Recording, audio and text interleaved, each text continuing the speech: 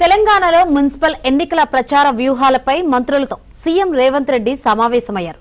ఎన్నికల సర్వే నివేదికలు కాంగ్రెస్ కు అనుకూలంగా ఉన్నాయని, అన్ని మున్సిపాలిటీలు గెలవబోతున్నామని చెప్పారు. మంత్రులందరూ జిల్లాలకు వెళ్లాలని సీఎం ఆదేశించారు. సమావేశం సంబంధించి మరిన్ని వివరాలు అందించేందుకు మా ప్రతినిధి నరసింహరావు సిద్ధంగా ఉన్నారు. కొద్దిసేపటి క్రితమే ఈ సమావేశం ముగిసింది. మంత్రులతో కీలక సమావేశాన్ని ముఖ్యమంత్రి రేవంత్ రెడ్డి నిర్వహించారు. ఈ సమావేశానికి బట్టి విక్రమార్క, అడ్లూరి లక్ష్మణ్ మినహాయించి మిగతా మంత్రులంతా కూడా హాజరయ్యారు. అదేవిధంగా పిసిసి ప్రెసిడెంట్, రాష్ట్ర వ్యవహారాల ఇన్ఛార్జి మీనాక్షి నటరాజన్ కూడా హాజరయ్యారు. సో ఈ సమావేశంలో మొదటగా అమెరికా పర్యటనకు సంబంధించినటువంటి వివరాలని, దావోస్ పర్యటనకు సంబంధించినటువంటి వివరాలని మంత్రులకి వివరించారు.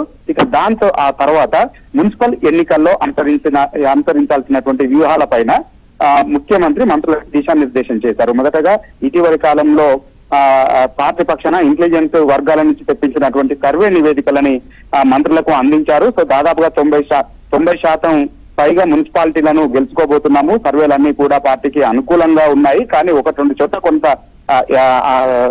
ఈ బెడద ఎక్కువగా ఉంది, రెబల్స్ బెడద అనేటువంటిది ఎక్కువగా ఉంది. సో దానివల్ల నష్టం జరుగుతుంది. కాబట్టి ఇప్పటికైనా మించిపోయింది ఏం లేదు.